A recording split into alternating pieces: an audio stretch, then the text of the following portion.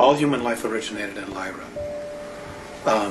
And when Lyra fell during a war, long before one of the stars there exploded, they migrated out from Lyra during a war in order to preserve the race, and they went to different parts of our galaxy.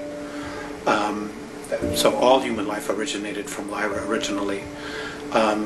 Because of their environment, they will, from generation to generation, pick up physical changes depending upon the surface and the organics of their planets, and so on and so forth. The different colored race skins have to do with genetics involving the stars in which that they're exposed to. So that's basically where they came from. So their primary home star then is Lyra? Yes. And is that currently Originally still their home star? No, there's no human life in Lyra. So now where do they exist now? In the constellation of Andromeda. Okay. Throughout the constellation? Yes. Okay. They must be very plentiful then. There must be a great, vast civilization there. Yes, there is. It's an ancient race. Have they described what their civilization is like to you? Yes, they have. And could you go into some of the details that strike you the most about their civilization?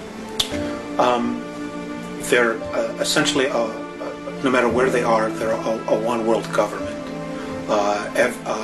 Their society would be approximately 4,700 years more advanced than ours on a spiritual level. On a technological level, they're 50,000 years. Now, but there's a balance between their technology and, in other words, the technology they create is based on a spiritual necessity to evolve and not on one to defend themselves, even though it can be used for that. Now, when you say 4,700 years advanced spiritually, yes, how do you measure spiritual advancement in years? I don't really know. That's what they've expressed to me. I see.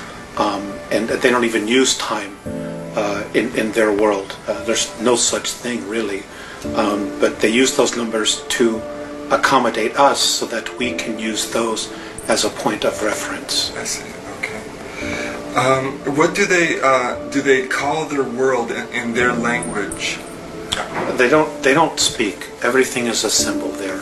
The whole race is telepathic.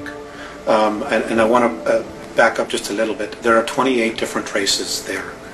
Not all are human. Many are dimensional, plasmic, organic, that were there before the human aspect of the Andromedans themselves, or the Lyrans got there and became Andromedans.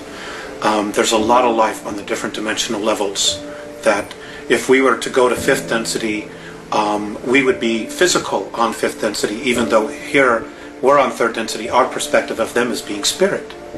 So, on each of the different dimensions, there is an abundance of life that is completely different than how we would perceive it. Because, our perception is of what 3rd density is like.